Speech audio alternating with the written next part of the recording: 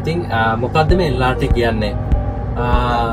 ඉතින් LRT කියන්නේ කියන එකේ තේරුම තමයි Light Rail Transit කියන එක. මේක ඉන්ට්‍රොඩියුස් කළේ මේ KL City එකේ තියෙන ඔයාලා දන්නවා KL City එක කියන්නේ මැලේසියාවේ හાર્ට් එක. ඒ තරම්ම බිසි.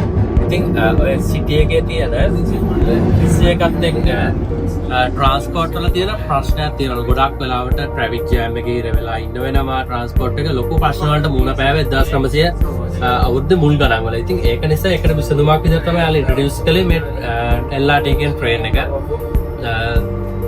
මේක ඇත්තටම කියනවා නම් මැලේසියාවේ ට්‍රාන්ස්පෝර්ට් සිස්ටම් වල ලොකුම සක්සස් එකක්. ලොකුම සක්සස් එකක් කිව්වොත් ඉවරදී.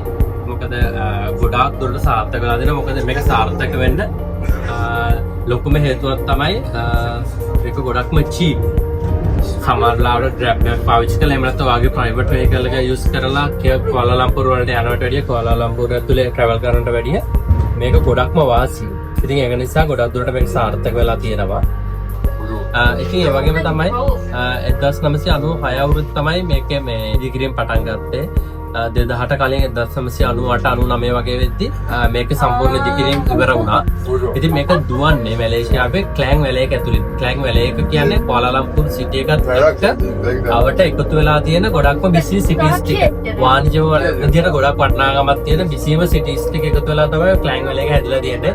ඒක ක්ලෑන් වැලේ එක හරහා තමයි මේ ට්‍රේන් ඔක්කොම දුවන්නේ. ඉතින් මැලේසියාවේ ගොඩක්ම සක්සස් ගොඩක්ම ෆේමස් සිස්ටම් එකක්.